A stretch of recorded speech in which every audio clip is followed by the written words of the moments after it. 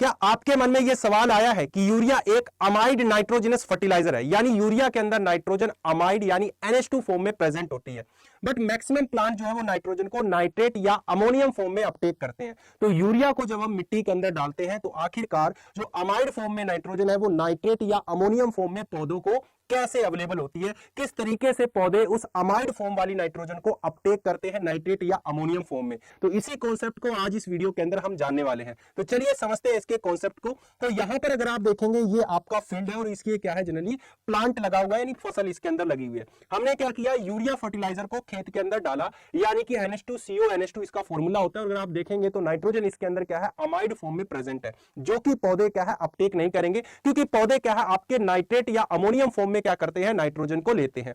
अब होता क्या है, तो यूरिया जो कि आपका क्या है, वाटर सोल्यूबल नेचर का होता है, यानी कि मिट्टी के अंदर जाते ही क्या है, ये जो सोइल मॉइस्चर होता है उसमें आसानी से क्या है डिसॉल्व हो जाता है। उसके बाद क्या होता है, यहां पर रोल प्ले करता है यूरियज एंजाइम। ये यूरियज एंजाइम क्या है, मिट्टी के अंदर नेचुरल ही प्रेजेंट होता है, जो कि माइक्रोनिज्म के द्वारा, क्रॉप रेजिड्यू के द्वारा या प्लांट रूट्स के द्वारा क्या है रिलीज किया जाता है। अब ये यूरियज एंजाइम्स क्या करता है, चलिए इस रिएक्शन के थ्रू इसको समझते हैं।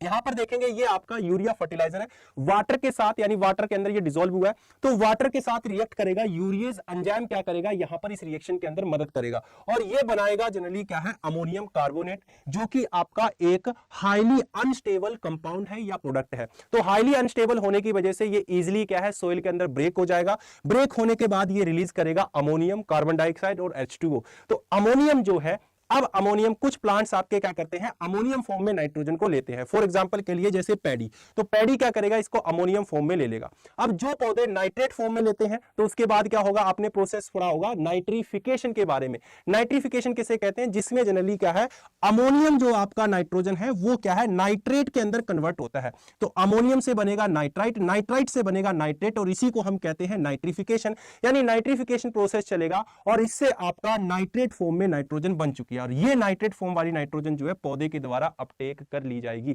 तो ये क्या है आपका होता है जब हम यूरिया को मिट्टी के अंदर डालते हैं, और इस तरीके से क्या है आपका ओवरऑल कन्वर्जन देखने को मिलता है। आई होप ये कॉन्सेप्ट आपको क्लियर हो चुका होगा। इसी तरीके के कॉन्सेप्ट को समझने के लिए चैनल को सब्सक्राइब कर लेंगे, नोटिफिकेशन बेल को जरूर ऑन कर लेंगे, और कमेंट सेक्शन के अंदर जरूर बताइएगा अगर आपको किसी कॉन्सेप्ट को समझना है। इसके साथ ही साथ ये भी बताना ये कॉन्सेप्ट आपको कैसा लगा। Thank you.